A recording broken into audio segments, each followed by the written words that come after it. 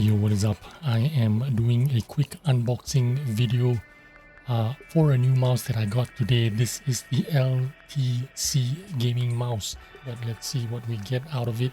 There's your charging dock. So I guess this is where your 2.4 Hertz dongle goes. And then this sits on your desk. You have some stickers on it that you can remove. There is RGB light button that you can turn on and off if you want the dock to light up or not, which is pretty cool. And then these stickers, you remove it and then it stays on the desk, I guess, and then you charge your mouse right on top of it. Stick your USB-C cable in there, your dongle in there so that it's close to you. And I picked the purple one. Ooh, nice feeling. Yeah, they feel fine. The shape is absolutely amazing. Check it out, guys. Doesn't it remind you of an Extrafy? It looks like a beetle a little bit. And I'm always curious about how it feels, how if it's comfortable in the hand.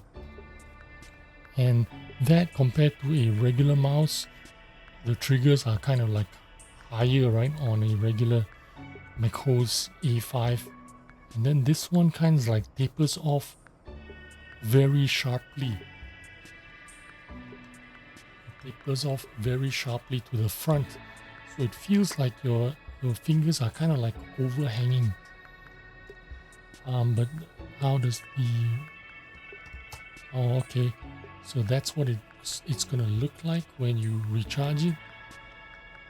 So it's kind of like, it looks like that. The clicks feel really good. These are Omron opticals. I'm not sure if it's opticals or not opticals, but these are Omrons. And these are whatever they say they are, 80 million clicks. There is no indication of what brand it is, but pretty interesting nevertheless. And let's weigh it out to see how heavy it is or how light it is. Let's go. 59, that's pretty good, very light. So 59, this dongle should go in right here, and then that sits on the table so that you can recharge it that way.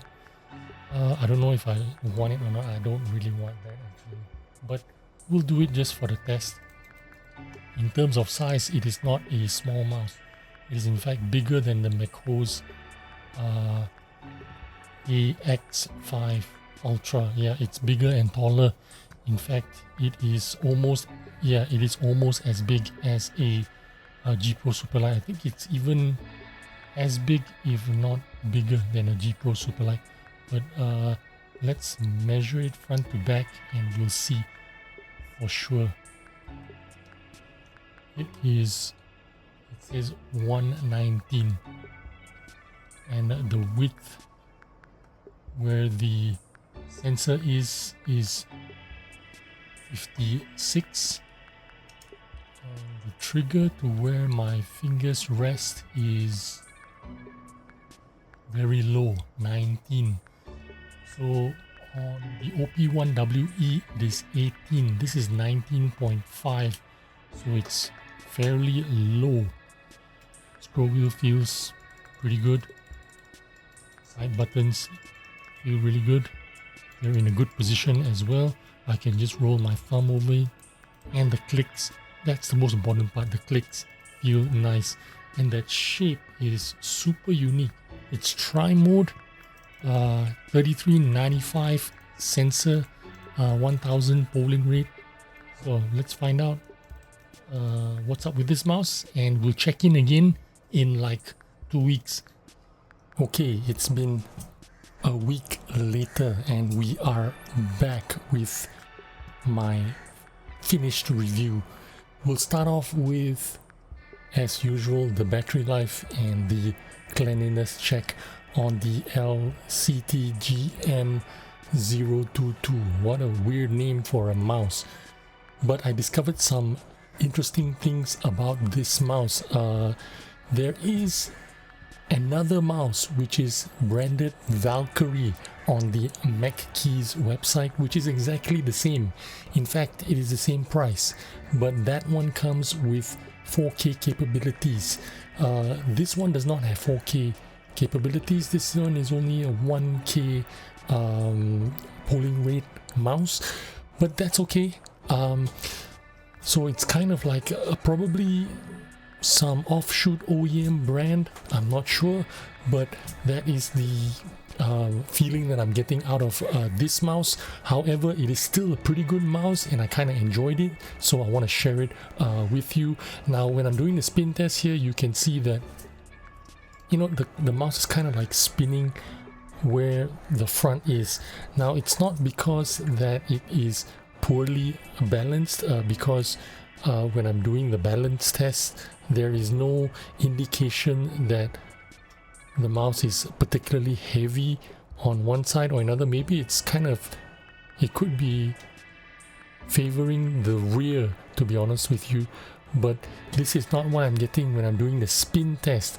It feels like I'm spinning like that, right? And that is because I think of the feet. Now you can see the feet, there's a missing bit here. The front is full skates and the back is corner skates. So I think what's happening is the balance is a little bit out of whack because of that if you're doing the spin test. But you know what, the spin test isn't a measure of how the mouse performs.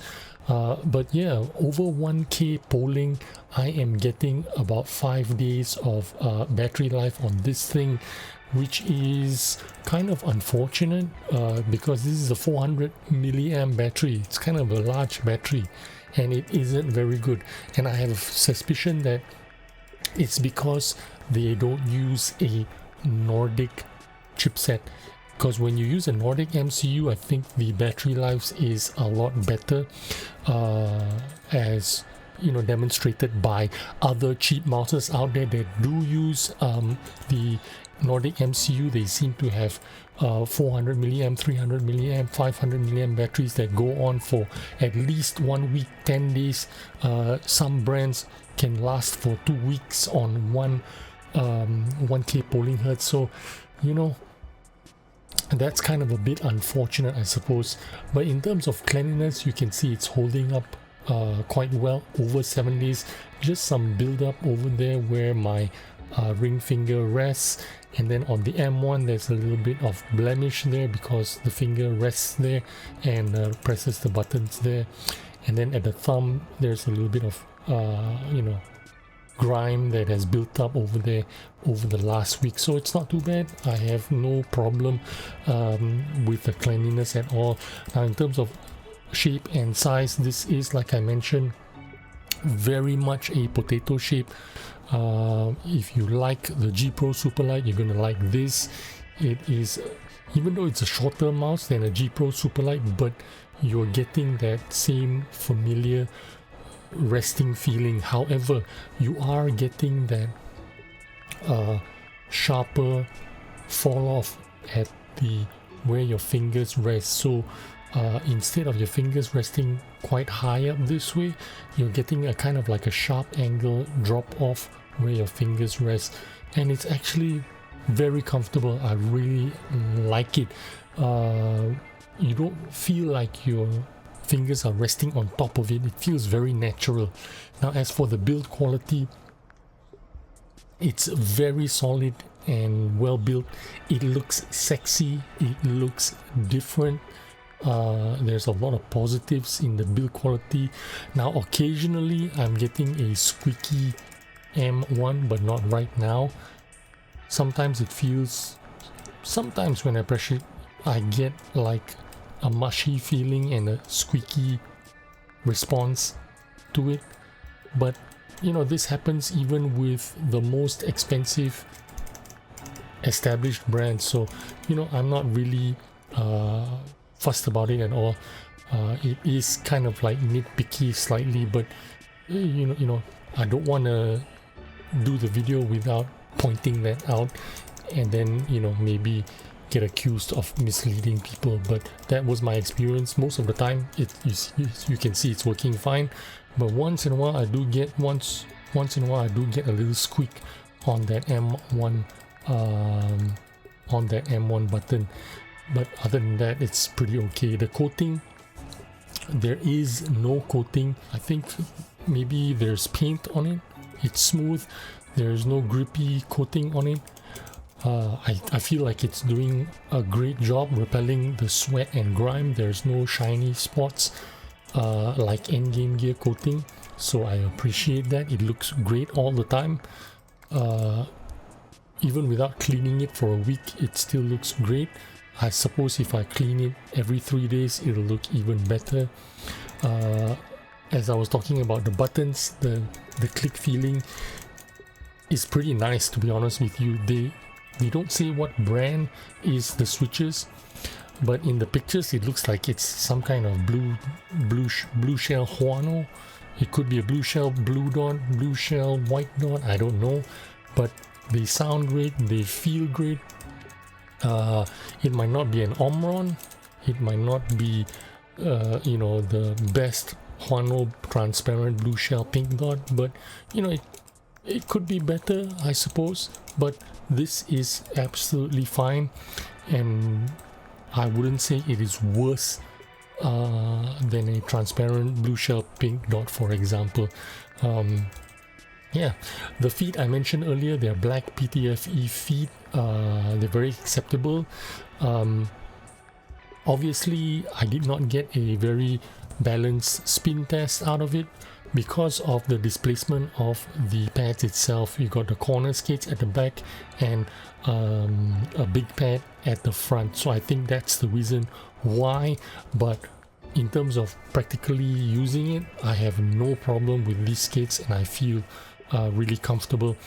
In terms of Kovacs scores, I did not get any personal bests, but I did not perform terribly either. They feel great, they feel fine. I performed just like I would normally.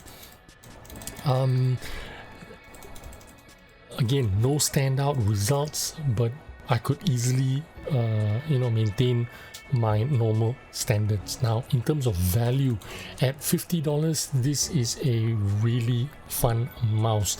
I think it's great, and I mentioned that over at MacKeys there is the same mouse selling under the Valkyrie brand that offers 4 different colors and graphic designs on it, and it has 4K polling for the same price, so that's something to think about.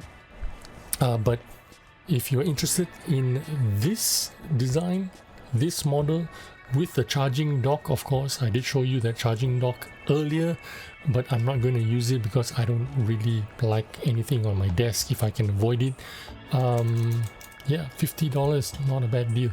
Anyway, that's the end of my video for the LTC GM022. What a strange name for a mouse, but pretty unique design. I really like the design. I really like the comfortable feel I get from gripping the mouse. It could have had better options, performance options like 4K. If they maybe got rid of the dock. Without the dock, they could have got rid of the magnet, which would have lost them maybe, you know, a couple of ounces of weight or a couple of grams. They could have done without it because I don't think it was necessary, and maybe they could have, instead of this door here, they could have left it flat, and then the dongle doesn't even need to be stored in the mouse, you know what I mean? And they could have saved some weight, could have put a better full feet at the back, and this could have been a lot better, I think. Anyway, that is my video on the LCT. Hope you enjoyed this video, and I will see you on the next one. Bye bye.